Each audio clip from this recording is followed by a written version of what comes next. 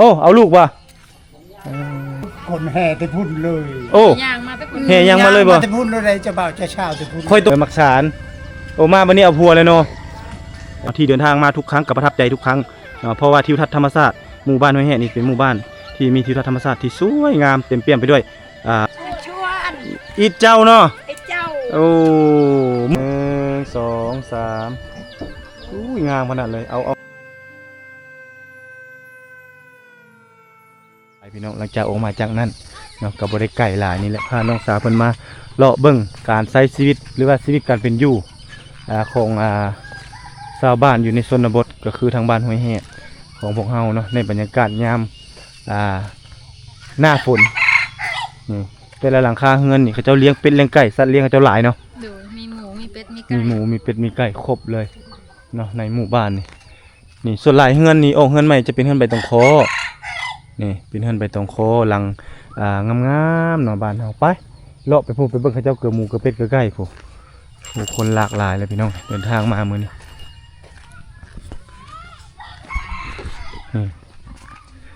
ไปเลาะไปเลยแต่ว่าช่วงหน้าฝนนี่อยากเปื้อนเนาะเพราะว่าสัตว์เลี้ยงเขาเจ้าหลายเด้ผู้ใดที่ปลุกเฮือนอยู่สูงๆนี่ก็สิคักนิดนึงจะหน่อยอาสิพาปลุกขึ้นไปถ่ายรูปอยู่ทางด้านเทิง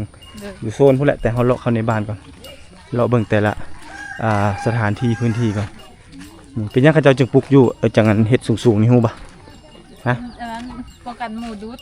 ไก่ป้องกันโอ้เข้าใจอยู่เนาะซะเนาะปกติหน้าฝนคือจังซี่ก็มาบ่คันฮอดมื้อสักยานี่มาเนาะต้องได้มาเนาะมาตลอดมาทุกเดือนเนาะโอ้มันฝนยามฝนตกยามนี่แล้วมันเปื้อนหลายเนาะถือว่าบ่อยากลงคนเฮือนพุ่นแล้วเพิ่นว่านี่พี่น้องอันนี้คือบ้านห้วยเฮ็ดพี่น้องเนาะบ้านห้วยเฮ็ดเมืองบัวลำพาพี่น้องนี่อันนี้คือเส้นทางเข้ามานี่เส้นทางของหมู่บ้านเข้ามาในนี่แหละก็จะเจอกับประชาชนชาวบ้านแล้วก็มีสัตว์เลี้ยงของเพิ่นเต็มในทั่วบริเวณนี้เลยฝนตกแล้วมันบ่เข้ามาเนาะงัวเนาะงัวบ่เข้ามาพี่น้องระวังเด้อจนในเหยียบงัวเขาเจ้าตายเลยเป็นโทษได้ โอ้เอาลูกว่ะโอ้เอาไปเลยได้โอ้เพิ่นมาถามเคยกินอยู่บ่อยอ่ะกินคือแพทย์บ่นะล่ะ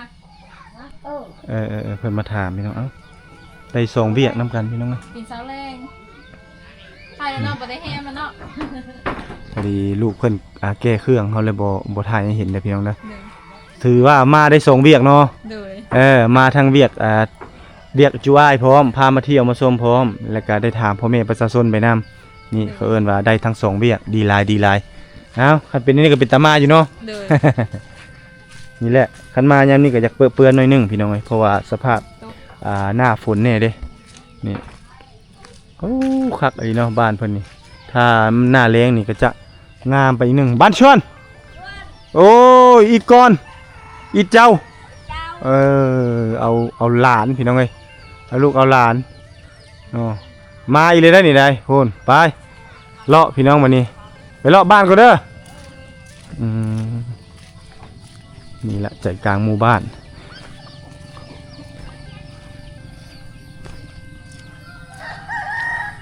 คันมายามเช้าเห็นเขาตามเข้าพอดีนี่เจ้ามาเทื่อหน้าเด้อนี่เจ้าขึ้นไปนี่เจ้าจะเห็นภาพมุมสูงสวยๆงามๆเห็นหลายบ่อหลายที่เลยแหละเขาเลาะไปพุ่นก่อนแล้วจะขึ้นทางพุ่นแม่แล้วก็ลงมาทางนี้เราต้องไปหลายบ่อนหลายที่เด้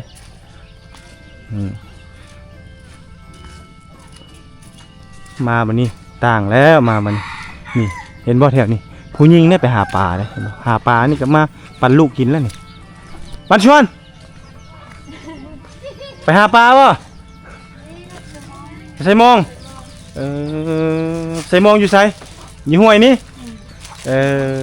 ไปใส่แล้วพัวน่ะ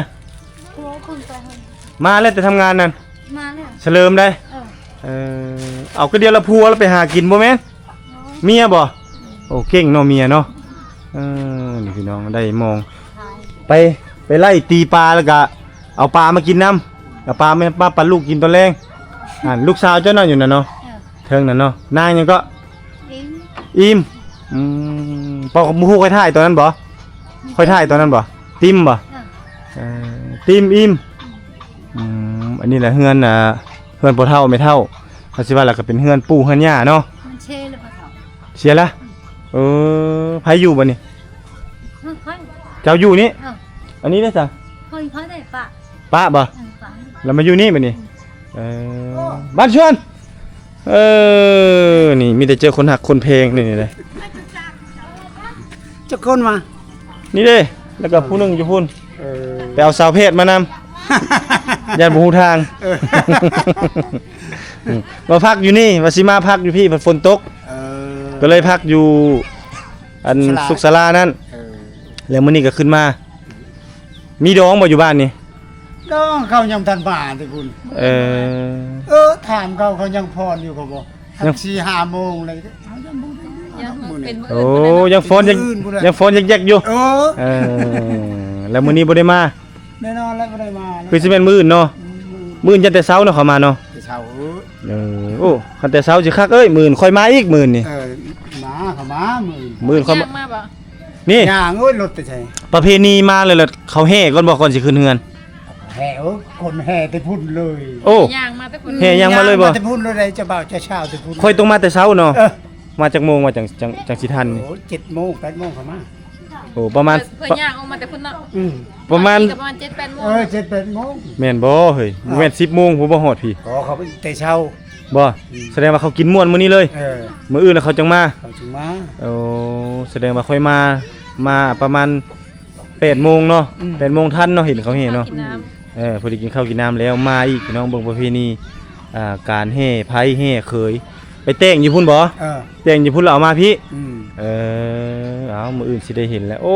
เปลี่ยนแปลงไปหลายเนาะบ้านเมืองเนาะถือว่าบางหลังคาก็บุกเบิกเนาะพื้นที่เนาะแต่ละพื้นที่ออกไปเอ้าผู้ชายน่ะขมูลบ่เอาผัวแล้วนางอันน่ะเสื้อดำนั่น เอาวาน เอาหักเอาว่านี่โลดมาตัวนั้นเป็นผู้สาวเนาะ เมี มาย บักกระแชก อันนี้ได้เมียกระแชกเอาอยู่บ้านเดียวกันนี่ เอามาแต่วันพ่อแม่ได้หักดอกเมื่อวาน หวาน นี่ดอก ค่อยฮู้แล้วผู้กินส้มมื้อนั้นอันนั้นค่อยไปสัมภาษณ์อยู่น่ะเฮือนไกลโรงเรียนน่ะเอาผัวแล้ว บ่แม่นเราคนค่อยแม่เลย ค่อยแม่หั่นแหละแม่แล้วคนค่อยแม่ไปถ่ายคลิปมื้อนั้นสมมุติไอ้คุ้นๆลาววันนี้มาเห็นอยู่พี่แหละดอกเมื่อวานเมื่อซื่นนี่ดอก ดองเพิ่นเอาได้โอ้เสียดายเนาะบ่ได้มาเห็นเนาะอ้าวเลาะบ้านอีกจักหน่อยก็เด้อพ่อเด้อแล้วจังไปเวลินน้ำเด้อเอาไปพี่น้องเอ้ยเลาะต่ออีก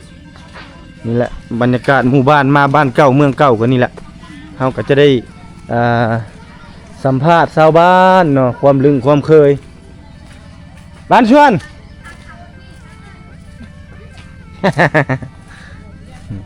มีแต่คนหักเพลงในทางนี้ได้คนลึงคนเคยหลายแถวนี้อ้าวมาวันนี้มาอยู่พี่แล้วมาเอาผัวพี่แล้วบ่เอาผัวแล้วสิได้ผัวนั่นมอกระแซกนั่นนั่นเนาะเฮือกระแซกเนาะโอ้ไปตัวนั้นได้สัมภาษณ์กินมากอีสังก็มากยังก็จะเอามาปั่นมักสารโอ้มาวันนี้เอาผัวเลยเนาะได้ผัวแล้วมาวันนี้ไวได้แถวนี้เลยมื้อนี้ไปสัมภาษณ์มามื้อหน้าสุดหน้าเอาผัวแล้ว ไม่สุดน่ะได้ลูก คักเนาะมาสุดหน้าถือผ้าได้ลูกเนาะเห็นออกลูก คักเนาะนี่หอพักอายพักแต่เก่าอยู่ตัวนั้นแหละแม่นหลังนั้นแหละเฮือนครัวแล้วเขามางแล้วอยู่พี่เฮือนครัว อยู่ข้างทางนี้วะ อยู่ฝากซ้ายนี่ตัวนั้นแล้วแม่นอันบนหอพักอายุแล้วแต่ก่อนเป็นครูอาสาอยู่นี่แหละเนาะ2 ปีอยู่พี่อยู่บ้านน้อยเฮ็ดนี่เที่ยวย่างไปโรงเรียนแล้วแต่ละมื้อมีแต่คนหักคนเพลงหมดแถวนี้วันเสาร์วันอาทิตย์กับพุ่นละไปตีเข้าช่วยเขามันไปคนเข้าช่วยเขาเจ้าอยู่พุ่นละทงไห้ทงนากลางคืนมาแล้วฝนตกนี่เป็นการเครียดนี่เป็นการเครียดนี่เนาะกวดเนาะลายอยู่บ่เดี๋ยวนี้ก็ยังลายอยู่ลายเนาะ มีอึ่งบ่ยัง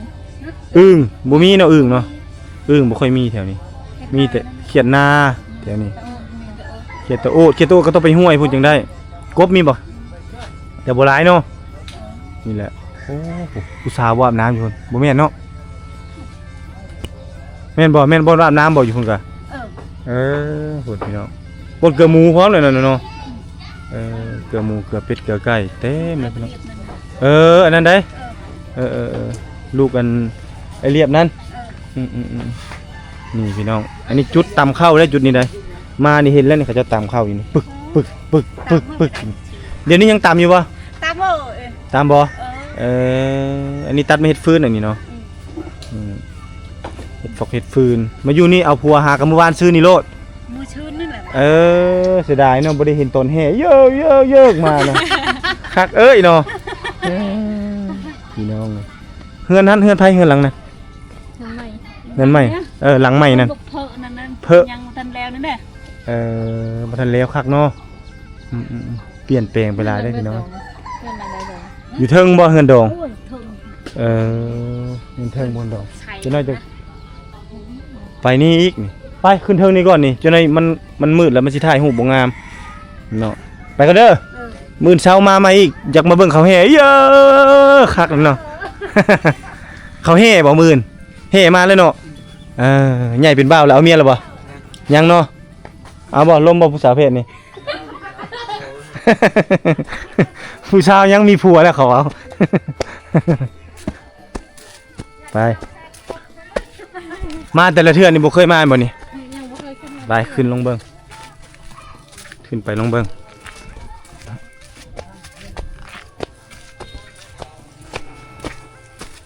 เที่ยวนี้ความคิดเขาเจ้าจะต่างเลยเขาคิดว่าไปน้ำกันนั่นนี่แหละแบบเป็นสู้เป็นแฟนเป็นผู้บ่าวเป็นนั่นนี่เลยเขาเจ้าคิดอย่างนี้บกคือในเมืองจะนิดนึง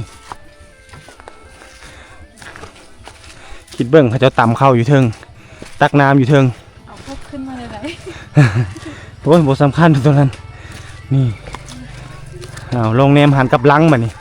จากความเมื่อย งามเนาะ ฮะ งาม งามบ่ งาม แน่ เฮ็ดยังนะ ฮึกระมูลมานี่มันชวนกระมัน ลูกไข่ เจ้าได้ลูกสร้างได้ลูกไผ่เนาะ ดังประมาณ ดังบ่ เนี่ย ไปใช่แล้วกระมันนี่โอ้ได้ลูกไผ่มาเฮือนแล้วบ้านหยังก็ บ้านทอก บ้านทอกนายโยเมืองมหาไซ เมืองมหาชัย เอามาเลย กำลังตาจาบ่ กำลังจะ ตา ต้ จาม จิต้อง จิตอง ประมาณ ตัวหมักทั่วพี่น้องไง ต้มทั่ว จิตองกับหมักทั่วได้พี่น้องโอ้เฮ็ดไหมเลยเนาะนี่เนาะได้ลูกไผ่เลยเฮ็ดไหมมันเนาะไปแต่งเพลงบ่แต่งลูกไผ่นะ โอ้แพงเงย เท่าไรนั่นคาดอง เขาดองอ่ะโอ้7-8 10เว้ย โว้70 ล้านถูกบ่ตัวแต่งเอามาพี่เลย มาดิจู้ม เมื่อพุ่นไปเฮ็ดเวียกบ่ เขาเห็นกันอยู่ไสไปทำงานแล้วเห็นกันแล้วแต่งกัน ไปทำงานเนอะแต่งน้ำอ่ะมาอยู่จับลูกเป็นอยู่จับเป็นเอาชอยมาให้ตะบืนเนอะตะบืนใช้คอนี่เอา เลยเนาะยังบ่ได้ยังบ่มีให้เนาะบ่เป็นหยังฮักแพงกันหากันแต่งเอากันเอามานะปัจจุบันเหรอเอาเหมาะล่ะให้กึถ่ายนั่นเหรอจะได้มา ไม่มุดกล้องแต่ เลยมามื้อหน้ามื้อฮื้อนี่อันนั้นเลยเพิ่นบอกให้เฮาเข้าไปถ่ายอยู่ในแต่ว่าบ่เข้าไปแล้วจะได้กะมันอันอายได้นั่นใดเนาะกระเจียดได้นั่นน่ะกระเจียดดะ กินข้าวกินน้ำแล้วบ่จะโดยแล้ว ยังโอ้กำลังต้มจิตองก็คือมากอันหมกทั่วเนาะหมก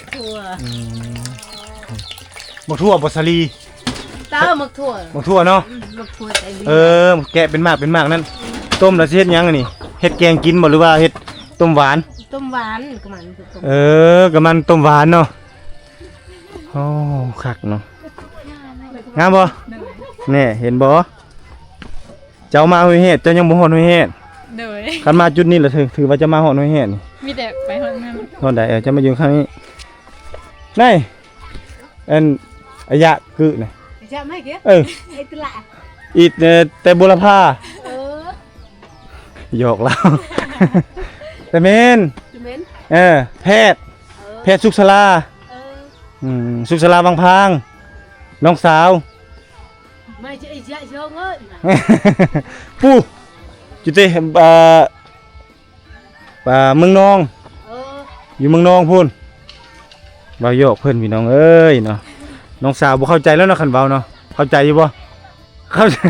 ยังบ่ฮู้ ยังบ่ฮู้เลยเนาะ โดย เอาปินหน้ามาบ่นี่ปินหน้ามาพี่อย่างสิมาแต่ละเทื่อนี่บ่เคยขึ้นมาจุดนี้เนาะ โดยยังบ่เคยขึ้นมาจากเทื่อ แต่ว่าแนมเห็นเนาะ แนมเห็น แนมเห็น โดย ฮู้ว่าเฮือนเพิ่นอยู่สูง โดย แต่บ่เคยขึ้นมาสัมผัสบรรยากาศจังซี่เทื่อ ยังบ่เคย นี่พี่น้องให้เบิ่งนํกันเด้อ ให้เบิ่งนํกันเด้อนี่เด้อนี่ทำเลบรรยากาศบ่ตุกติดใจจุดนี้แหละเนาะที่เดินทางมาทุกครั้งก็ประทับใจทุกครั้งเนาะเพราะว่าทิวทัศน์ธรรมชาติหมู่บ้านห้วยแห่นี่เป็นหมู่บ้านที่มีทิวทัศน์ธรรมชาติที่สวยงามเต็มเปี่ยมไปด้วยป่าเขาลำเนาไพรถ้าเฮามาหน้าฝนที่เขาเจ้ายามเฮ็ดเขาเจ้าเฮ็ดให้เฮ็ดนานี่แฮงคักพี่น้องเอ้ยเราจะเห็น เราจะเห็นเขาเจ้าอันเฮ็ดให้เฮ็ดนานี่เนาะทงให้ท้องนาเนี่ยจะเต็มเปี่ยมไปด้วยป่าเข้าของเขาเจ้านี่ป๊อตัวเขียวงามเลยดื้อๆอยู่เนาะ หัวรูเลยเนาะเป็นกระมันกับลูกคนวะแต่ไว้มายามนี้นี่มันจากอันนั้นนิดนึงเนาะมันจากเปื้อนเพราะว่าสัตว์เลี้ยงเพิ่นหลายไอมาฮอดจุดอยู่นี่แหละไอประทับใจเพราะว่ารู้สึกว่าเดินทางมาปุ๊บนี่เมื่อยแต่ว่าได้ขึ้นมาอยู่นี่แหละมันได้ปลดปล่อยหลายสิ่งหลายอย่างให้บ่นี่งัวควายเริ่มมาแล้วเริ่มมาหลายแล้วนั่นเลย อยู่ลุ่มก็มีแต่เห็นทั่วไปแถวนี้ แน่นเฮาจะเห็นหมด เบิดเลย แน่นเห็นหมดอันนี้กล้องโทรศัพท์ไอเสียเนี่ยคันโทรศัพท์ไอบ่เสียนี่ซูมเข้าไปนี่นอกกับตัวคนเลยเบิ่งเด้อนี่เด้อนี่แต่มันสิเห็นประมาณขนาดที่ซ้ำนี้ปกติมันสิเห็นแจ้งเลยนี่นี่เห็นบ่มันเสียกล้องไอตกน้ำนี่ที่ปกตินี่ซูมเห็นหมดเลยนะเห็นหมด หน้าเลยเนาะ แบบอยากเห็นเขาเห็นหยังอยู่ก็เห็นหมดนี่อันเด้นี่แหละอันนั้นบ่จักแจ้งนี่ประมาณนี้เห็นบ่กระปอกอยู่นะ เห็นเขาก็ตัวงัวตัวควายไปแล้วผมมันลังมาเห็นมัด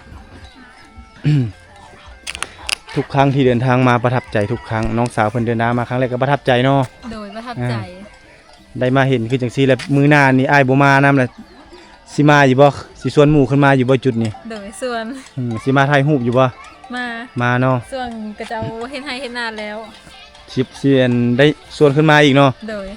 มาเบิ่งโลดบรรยากาศหมู่บ้านของเจ้านี่คักนี่เฮือนเจ้านี่เจอจ้าเจอ อ้าวจิจ้าเจอ กินแล้ว เท่ากัน อันนี้บ่กินแล้วก็มา กินแล้วอิ่มแล้วก็มาให้แต่เจ้ากินแต่เจ้าแห่งหลายคน นี่ยิ้มแย้มแจ่มใสพี่น้องลูกไผ่มากันได้ตำข้าวอยู่บ่ มี โอ้บ่ได้ตำมีแต่ไม่เท่าเนาะแต่ไม่ย่าเนาะตำให้กินเนาะ ชี ห้องชีแล้ว สบายแล้วบัดนี้เนาะเดี๋ยวนี้สบายแล้วได้มีห้องชีเลยพี่น้องยามลมนี่ลมแห้งบ่ เออแห้งเว้ย ฝนตกนี่มันแห้งเนาะโอ้เขาญาติมันหลังคาปืดเนาะ หลังคา ลูกดังวิชาไปเตอ โอ้นี่งามได้นี่เลยบรรยากาศตอนงัวควาย ร้องหรือก็มันคือบุกตรังคือวิชา เอ้าตรังบ่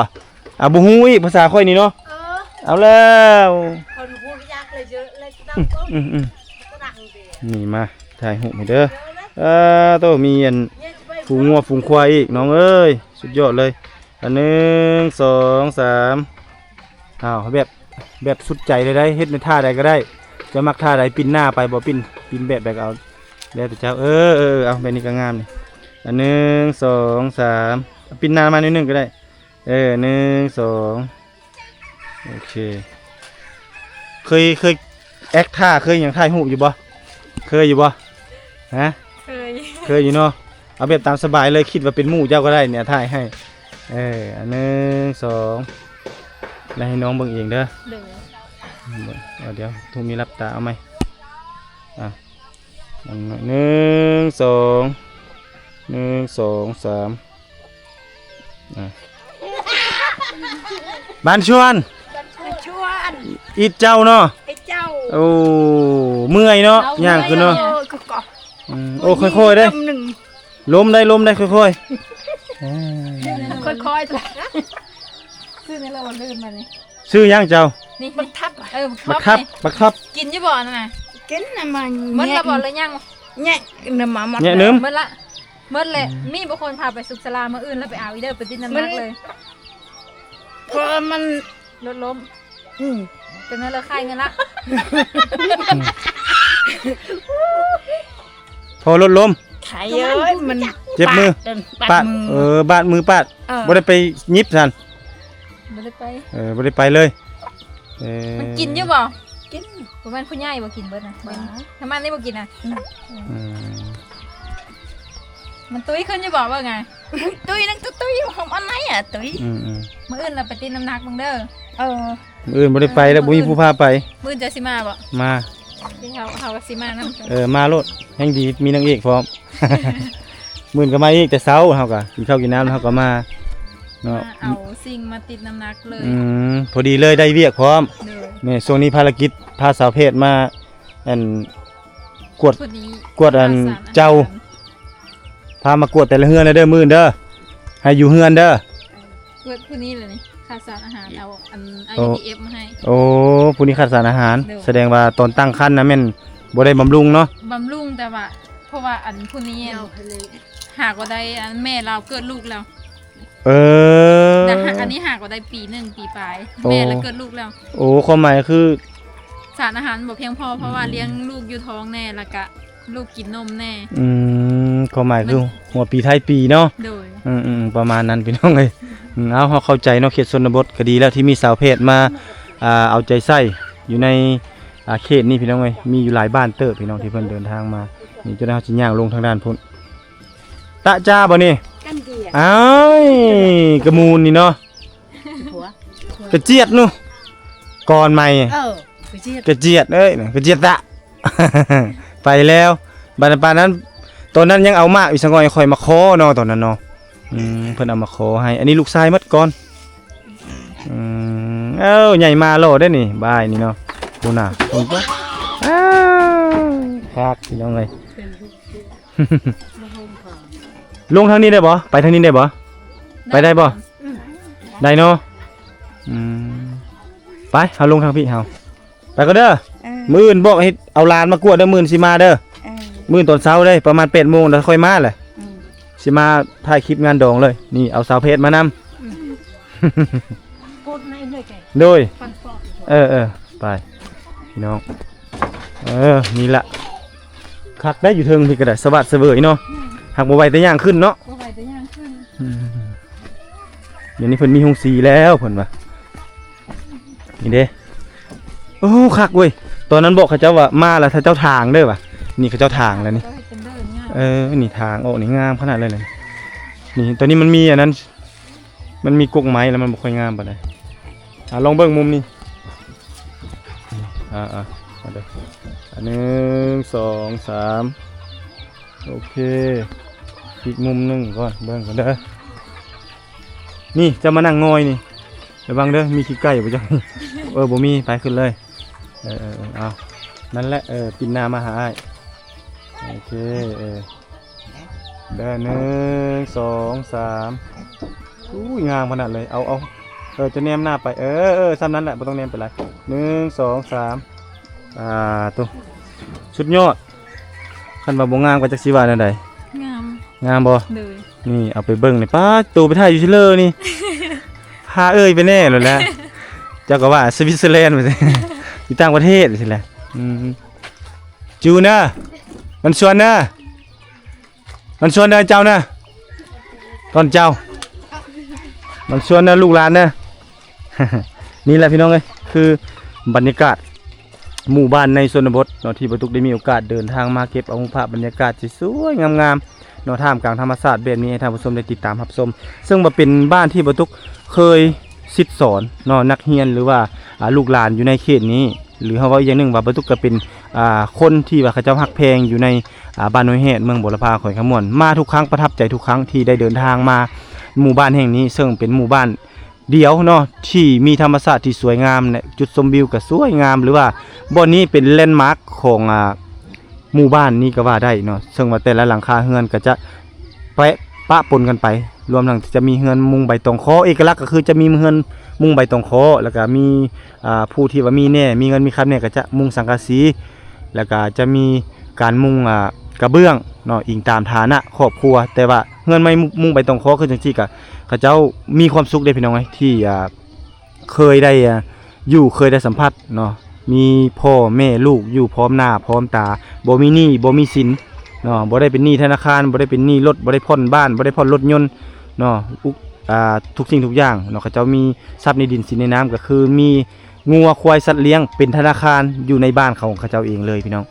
ท่ามกลางธรรมชาติที่สวยงามมาและติดใจดนๆได้เดินทางมาเถื่อมื้อนี้เลยเอารูปภาพบรรยากาศมาฝากกับน้องสาวเนาะสาวแพทย์นี่เป็นมุมหนึงอีกมุมหนึงเนาะ สบายดี อ้าวเนาะเพื่อมือหน้าหกน้องมาก็สามารถถ่ายคลิปวิดีโอให้ FC ทุกท่านได้เห็นได้รับชมได้เนาะ โดย จุดนี้ก็เป็นจุดหนึ่งเนาะที่ว่าสวยงามที่สุดน้องสาวบ่เคยเดินทางมาจากเทื่อแม่นบ่ โดยยังบ่เคยมาจากเทื่อ ขึ้นมาแล้วรู้สึกแนวไหน รู้สึกประทับใจวิวงามแฮง งามเนาะ โดย บ่คิดว่าบุรพาสิมีวิวงามปานนี้แม่นบ่ โดย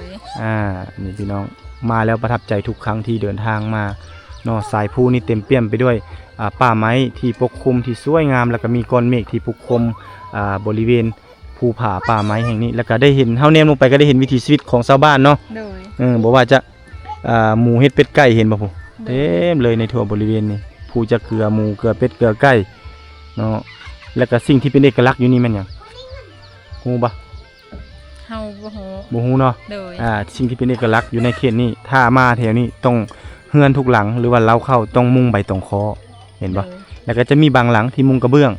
เนาะแต่ว่ามุงใบตองเคอนี่มันจะเย็นเนาะมันจะเย็นเวลาเฮานอนยามร้อนยามหยังต่างๆอากาศเย็นดียามหนาวแห้งเย็นคัก โดย พี่น้องเอ้ยนี่แหละคือเอกลักษณ์ของห้วยเฮ็ดแล้วก็ทำเลเนาะทำเลอยู่ชั้นอยู่บ่อนสูงนี่มันจะงาม โดยทำเล อยู่เขตนี้ ดี ดีเนาะ เห็นธรรมชาติทั่วถึง นี่ธรรมชาตินี่สวยงามพี่น้องเอ้ยมาทุกครั้งอ้ายมาอยู่นี่เวลา2 ปีอ้ายบ่เคยมาสัมผัสหรือว่ามายืนอยู่จุดๆนี้จักเทื่อใด โดย มีแต่อยู่ทั้งลุ่มแล้วก็นอนแต่งบทโซนนั่นนี่แล้วก็แล้วบ่เคยขึ้นมายืนอยู่จุดนี้จักเทื่อ โดย เนาะจนอ้ายออกจากโซนไปแล้วอ้ายจึงฮู้ว่าอยู่นี้เขาเอิ้นว่าบรรยากาศที่แท้จริงที่สวยงามแลนด์มาร์คของบ่อนนี้ก็คือนี่จุดนี้เนาะได้มาทุกครั้งประทับใจทุกครั้งไป โดย เดี๋ยวให้พาลงมานี่เลาะไปทางพุ่นเนาะเสียงตู้ตึมๆเฮือนดองจักหลังใดเฮือนดองไปโอ้คักอลีบ้านพักเกินก็ต้องผ่านภูนี่แหละขึ้นไป แต่ก็แม่นนี่จะไปทางนี้ลงทางนี้ไป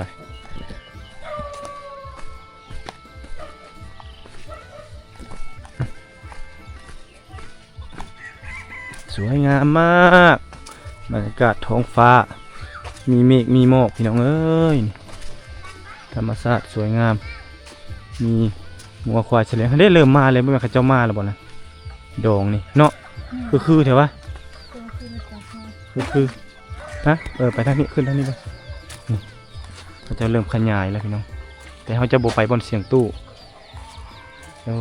ไปดองบ่เขามาแล้วบ่ยังเนาะนี่คักเนาะเงินสารตอนคืนนี่บ้านชวน ฝุ่นเต็มเลยทางพี่น้องใส่ดองมาเลยดองนั่นตึมๆอยู่นั่นบ่ หลังนั้น หลังใหญ่อยู่นะตึมๆอยู่พี่น้องผมนี่พี่น้องวิถีชีวิตหมู่บ้านสวยงามเนาะ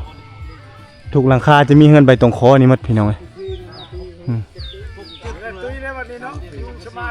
ฮะบรึมแล้วเดี๋ยวนี้ ป้ายลงทางนี้นี่แล้วก็เลาะไปเลยโอ้คักเนาะอุดมสมบูรณ์มาบาดนี่อันนี้รถไทยเอาบ่เนี่ยเจ้ารถฟอร์ดเนาะล้านปลายบ่ซำนี่โอ้ประมาณล้านห้าเฮือนหลังได้ดองเฮือนพุ่นบ่นี่บ่หรือว่าผู้เฮ้ยเจ้าสาวบ่น่ะ บ่ให้เจ้าบ่าวเด้ เจ้าบ่าว แต่งมาพี่เนาะ โอ้ แต่พี่เขาจะเฮคนตะเฮวาง มันชวนเท่าแก่ห้วยแฮดมาแข็งแห้งโอ้คือเก่าเนาะหล่อกูเก่าเนาะ โลกครับ แข็งแห้ง แข่งร้อยจะเอาไปได้เฮ็ดเวียกเนาะ เฮ็ดไปนี่แล้วเนาะนี่โอ้คักเนาะมีโถน้ำเข้ามาแล้วบัดนี้เนาะมีโถน้ำ น้ำลิ้นบ่น่ะ โถน้ำลิ้นแล้วบัดนี้สะดวกสบาย ใช้น้ำกันหมดบ้านเลย โอ้ยตอนเฮามา ยังทันมอด สมัยเฮามาพุ่นแหละลงอาบน้ำห้วยผ้าทุ่งนาพุ่นแหละลงเนาะอาบน้ำหยังก็น้ำกอกเนาะตัวนั้นเนาะใส่น้ำกอกปลายังมีอยู่บ่มีไปนั้นแล้วเนาะมีธรรมดานั่นแหละเนาะเขาสิมามื้อนี้บ่ดองนี่หรือว่า บ่มามื้อนี้จักบ่เห็นมาอยู่ แม่นมื้อเช้า จูนั่นน่ะซะบ่แม่นบ่ บ่แม่นจุนั้นเอามือดอง คันพิษนัดเนี่ยเขาจิมาแต่เช้าบ่มือน่ะ มุงนั้นแม่นแล้วตาม น่าจะมื้ออื่นเนาะได้แห่บ่เขาก็แห่คือกันบ่ แห่กันเนาะ แห่อยู่ว่างได้แห่อยู่พุ่นบ่แห่อยู่พุ่นละมาเนาะใส่แต่งสุดข้างแน่บ่เจ้าสาวเจ้าสาว จักแล้วจักน้ำเข้าน้ำล้าง หรือว่านุ่งธรรมดาแบบเฮานี่ก็ได้ ชุดเด้อธรรมดาชุดเด้อธรรมดามันก็ชุดคือกัน มีผู้แขนพร้อมบ่ ผู้แขน มีผ้าควันพร้อมเลยเนาะ มี ผ้าควันก็เอาตัวอย่างนั่นแหละเนาะตัวเขาเจ้าเฮ็ดเอานั่นน่ะเนาะ แบบอันนั้นนะ เฮาอยากเห็นนั่นเอ้ยอยากมาถ่ายฮีทโคงนี่มื้ออื่นก่อน มื้อก่อน มื้ออื่นตอนเช้าเฮามาอีก 8:00 น 8 โมง 8:00 นเนาะมาเลาะเบิ่งอีกถ้ามื้อนี้ฝนตกก็แล้วแหละเขาคือสิบ่มาแหละขนาดเฮายังไปบ่ได้แล้วอะ ก็เลยบ่ได้มาลูกหลานใหญ่หมดเลยเนาะมาบัดนี้เนาะแต่ละคู่แต่ละคนใหญ่หมดแล้วพี่น้องบ้านเพิ่นก็ขยายหมดออกหมดเคยเห็นอยู่บ่ค่อยมาถ่ายคลิปบ้านโนเฮ็ดเคยเห็นอยู่บ่เห็นอยู่บ่โทรทัศน์เคยเนาะนี่แหละพี่น้องเว้ยมาทุกครั้งเนาะสุรายาโทรภาพนครหลวง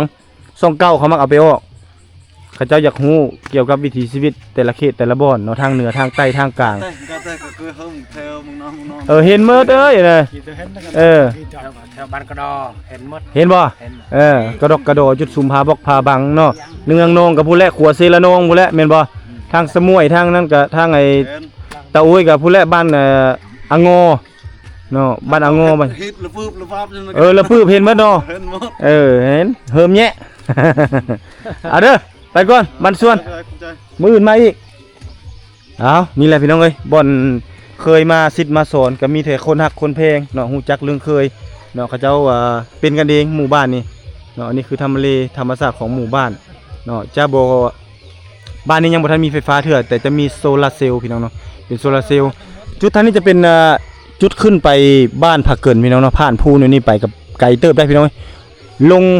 ขึ้นภูนี่ลงไปพุ่นแล้วก็ลงไปเรื่อยๆก็จะเป็นบ้านผักเกินออกสอดใส่บ้านบะลางแล้วก็ถ้าเฮาลงไปพุ่นก็เป็นบ้านควายแม่บ้านปลาซิวลงไปพุ่นและน้ำจะหลาพี่น้องแต่ถ้าเฮาเลี้ยวขวาขึ้นไปก็จะเป็นบ้านจะโนนเนาะแล้วก็เป็นบ้านตะลัวสุดชายแดนลาวเวียดนามหรือว่าตะเข็บชายแดนลาวเวียดนามพี่น้องนี่คือวิถีชีวิตที่เก็บเอาภาพบรรยากาศมาฝากถ้าไปซ้ายนี่ก็พุ่นและข้ามประมาณ 4-5 หน่วยภูเนาะออกไปพุ่นก็จะเป็นละวิงละเวินแล้วก็ติดชายแดนลาวเวียดนามละวิงละเวินนี่ขึ้นกับเมืองเซปูนแขวงสวรรณเขตพี่น้องนี่อันนี้คือบรรยากาศ